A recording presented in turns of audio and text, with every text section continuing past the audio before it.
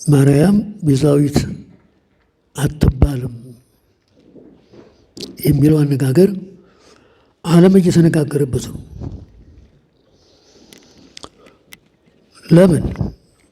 ሕገ ወጥ ስብከት ነው። ሳይረዱ ማስረዳት፣ ሳይማሩ ማስተማር ውድቀት ነው። በስልጣን አይደለም፣ እውቀት በስልጣን አይደለም። ስልጣን ለማደራጀት ብቻ ነው። አለመማርም ይጎዳል፣ አለማወቅም ያስደነግጣል። ዲያብሎስ በጽነቱ ተንኮል የበተነውን ዓለም ቅድስት ድንግል ማርያም ሰበሰበችን፣ ሰብሳቢ ሆነችን ብሏል።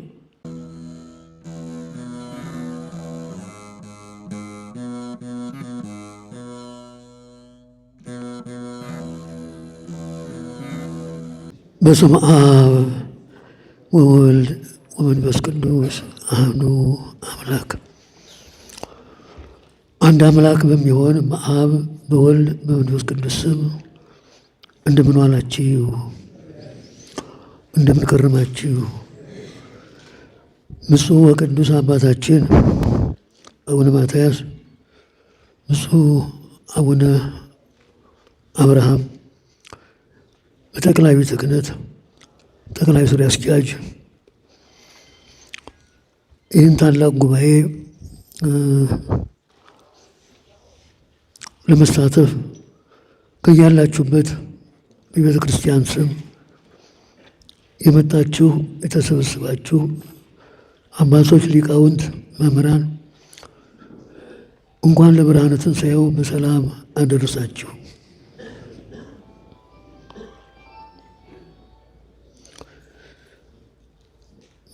ከሰነበተው አጀንዳ አንዱን ወይም ሁለቱን እጠቅሳለሁ። ምክንያቱም ሲተላለፍ የሰነበተው በሚዲያ ዓለምን አስደንግጧል። ዓለምን እንዲሸበር ከሽብር ላይ ሽብር እንዲጨመር አድርጓል።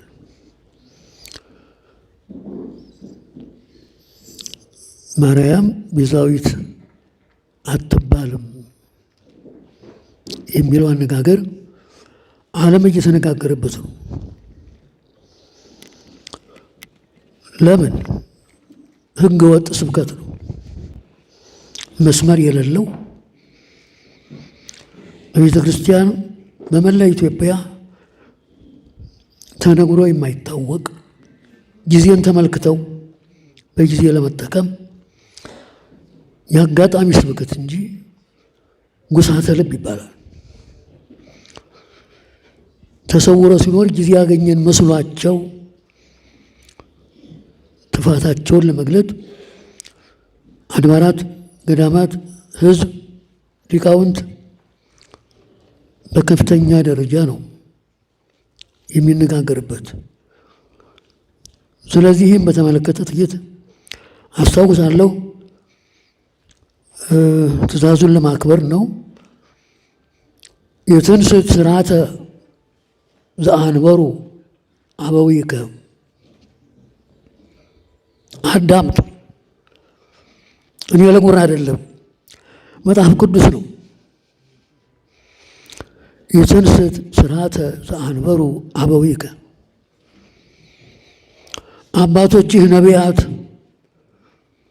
አባቶችህ ሐዋርያት፣ አባቶች ሊቃውንት በየዘመናቸው የተነሳባቸውን ችግር ለማስወገድ ስርዓት አታፍርስ። ስርዓተ ምድር አለ፣ ስርዓተ ሰማይ አለ፣ ስርዓተ ሃይማኖት አለ፣ ስርዓተ ምስጢር አለ። ለከንቱ አይደለም፣ ለውዳሴ ከንቱ አይደለም፣ ስለ እውነት ብቻ ነው። ስርዓት ከተቃወሰ ምስጢር ይባክናል። ከሃይማኖት ውጭ የሆኑ ሰዎች ይደሰታሉ። በሀገር ጥፋት፣ በትምህርት መለወጥ ጸጥታ ይደፈርሳሉ። የእኛ ለምንድን ነው? ማንን ልናገለግል ነው? አጀንዳውን ስሰማው እያለው ግሩም የሆኑ ቃላት አሉ፣ አወዛጋቢም አሉ።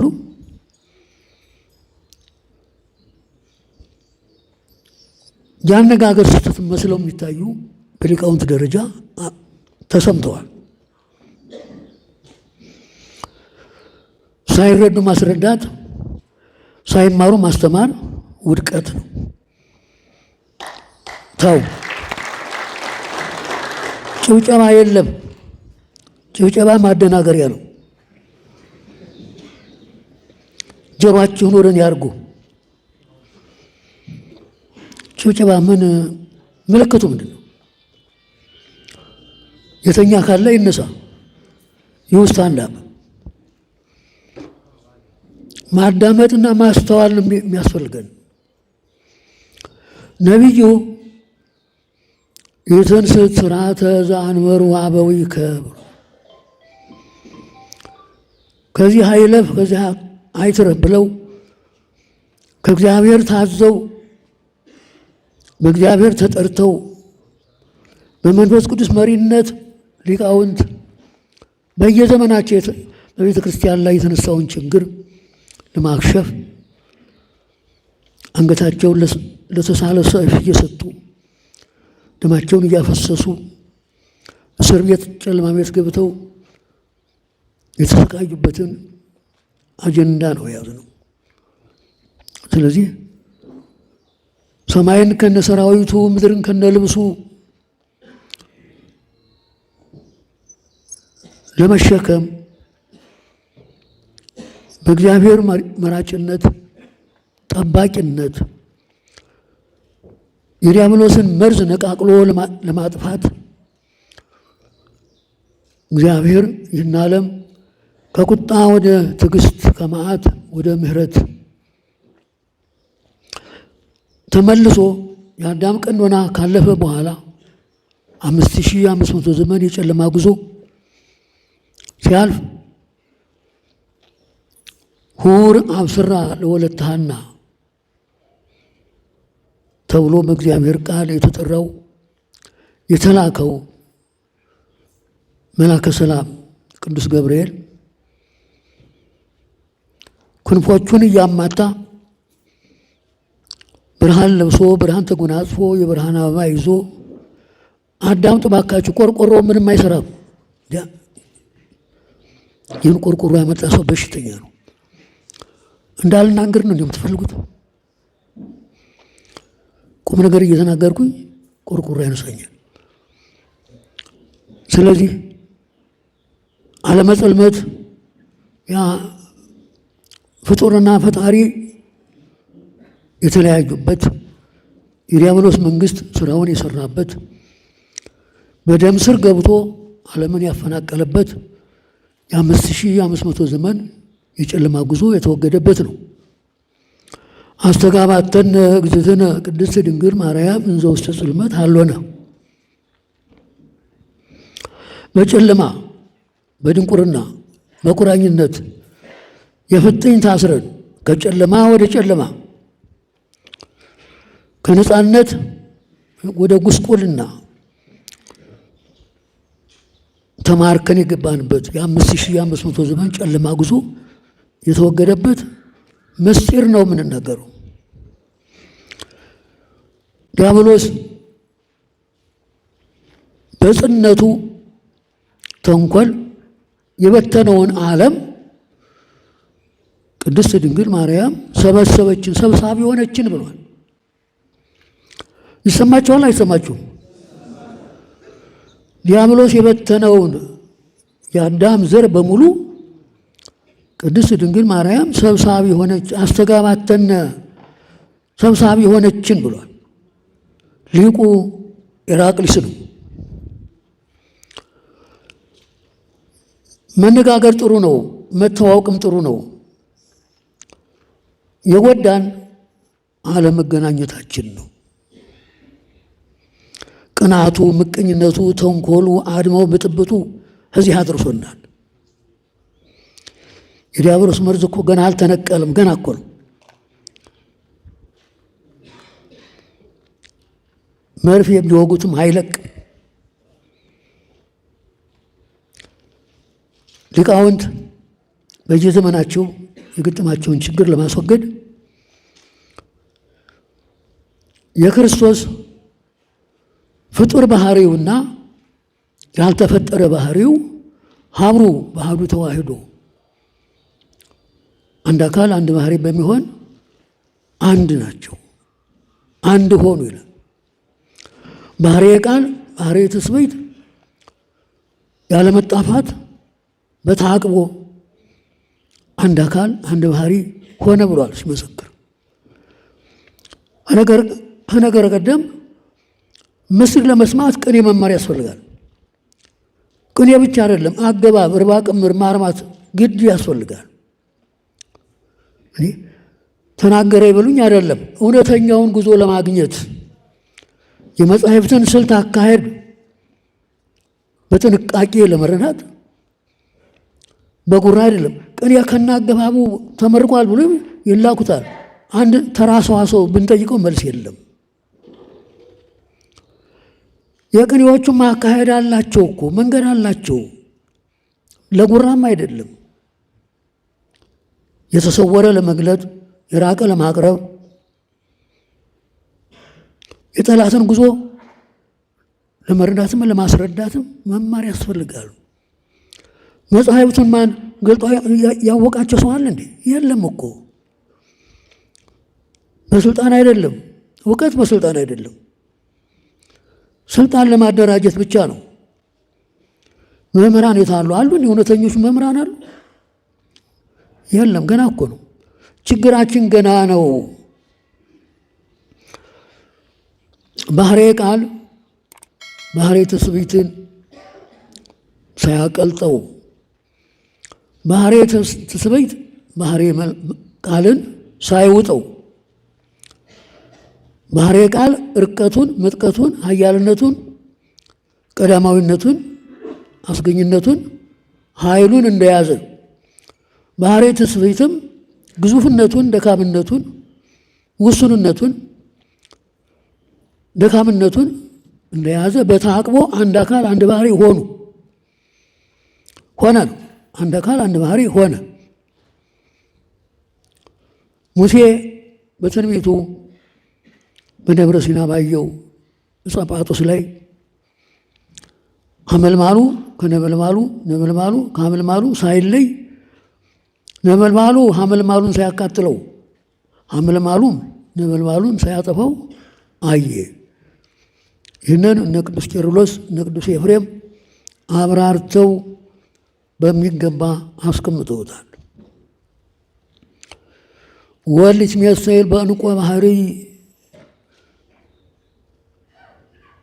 ስጋሁ ስጋሃ በስጋሁ ወበርሃና በመለኮቱ።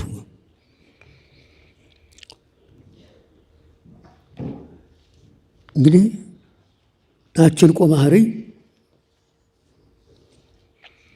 በፀሐይ ጸዳል ነው የምትወለደው። ወፈ ብርጋና የምትባላለች። ኤፍሬም ተርጉሞታል፣ አብራርቶታል። ባስልዮስ ዘአንጾኪያም አጽድቆታል። ወፈ ብርጋና የምትኖረው በጥልቁ ሐይቅ ውስጥ አዟሪት የሚባል አለ፣ ዝብድይ የሚባል አለ። በዚያ ውስጥ ነው የምትኖረው። የባህሩ ቅዝቃዜው ሲከብዳት ከባህሩ ወጥታ ሽቅ ወደ ሰማይ ወደ አየር ወጥታ በ6 በ7 ሰዓት ሙቀት ፍለጋ አፈ ማኅፀኗን ገልጣ ክንፎቿን ዘርግታ በአየር ላይ ትቆማለች። ከፀሐይ ሙቀት ከፀሐይ ግለት ሙቀት ትስማለች፣ ከነፋስ ግዘፍ ትነሳለች። በዚህ አድርጋ እንቁን ትጸንሳለች። ጸንሳ ተመልሳ ወደ ሐይቁ ትገባለች። እንቁን የምትወልደው ከሐይቁ ውስጥ ነው። በየትርጓሜው ይታተታል። እዚህ ግን በገጸ ንባብ ነው ያለው።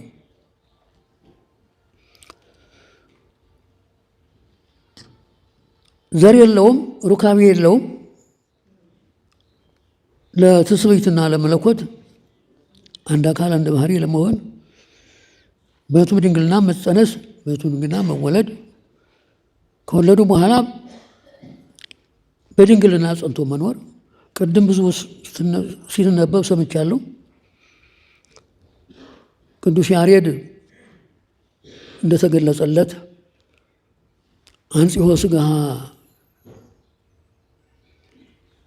ቅዱስ ወኪያሃ ሀደረ ላዕሌሃ ይላል። ብዙ ጊዜ እዝል ከመጣ ይህን ሳያወሳ የሚሄድ ነገር የለም።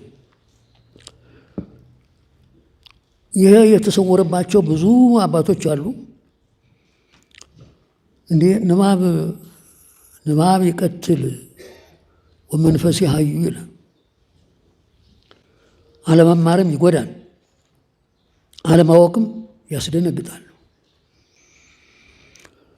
አንጽሖ ሥጋሃ ቅዱስ ወኪያሃ ማለት ምን ማለት ነው?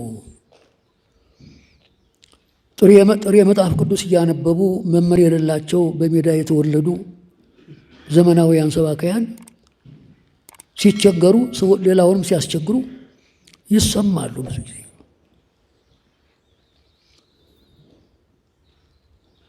ድንግል በተፈጥሮዋ እንኳን ከአካሏ የሚወጣ ስሜትም የለባትም። አልብኪ ነውር ወኢምንትኒ ላዕሌኪ ማለት ምን ማለት ነው? እስቲ የተማራችሁ አልብኪ ነውር ወኢምንትኒ ላዕሌኪ ሰሎሞን።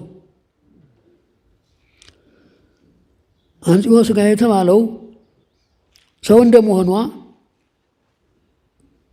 እሱም ባለቤቱ ጌታችን መድኃኒታችን ኢየሱስ ክርስቶስ እናትና ልጁ ሥጋ ተዋሂደዋል።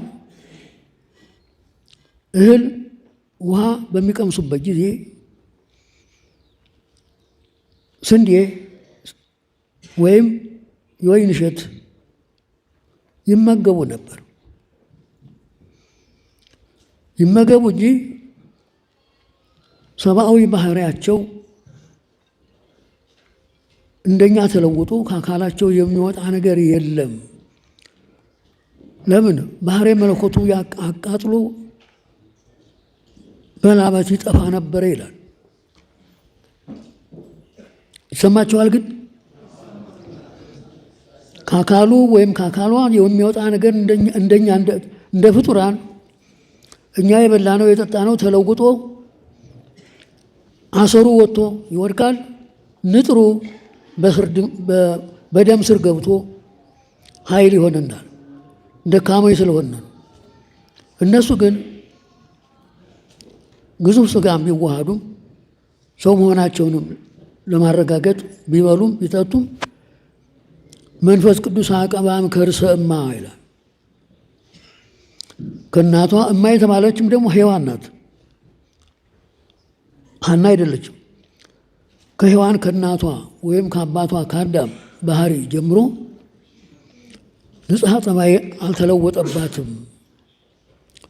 ንጽሕት ዘር የምትባለውም ለዚህ ነው።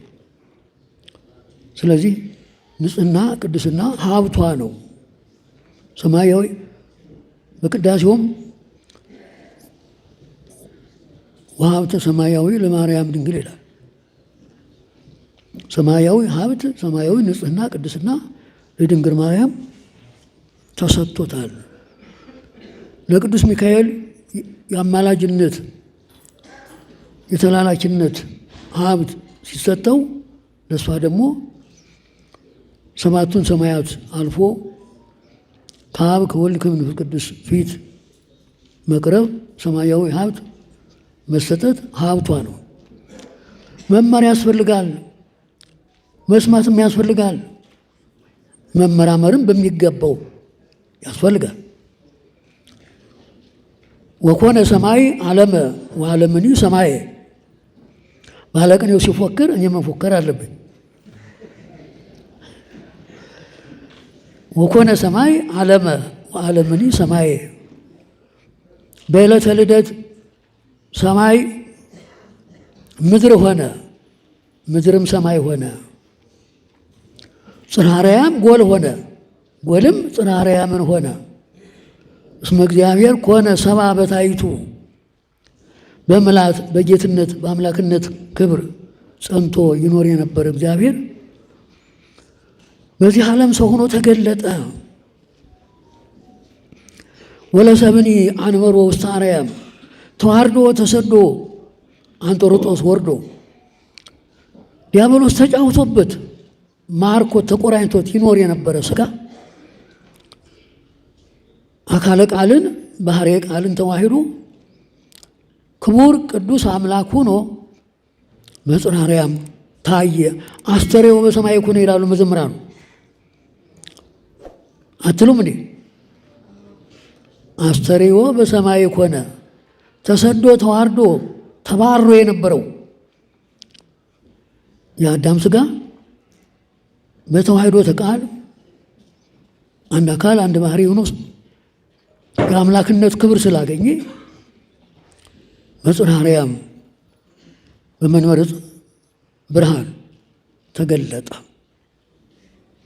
ወስብሐትኒ ዘውስተ አርያም ኮነ ዲበ ምድር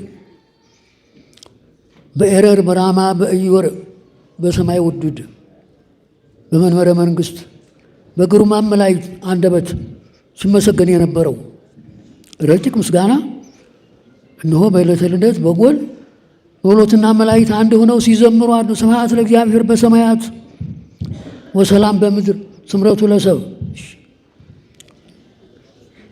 አምላክ ለሆነ ሥጋ ከአብ ከመንፈስ ቅዱስ ጋራ ምስጋና ተገባው። ጨርሻለሁ።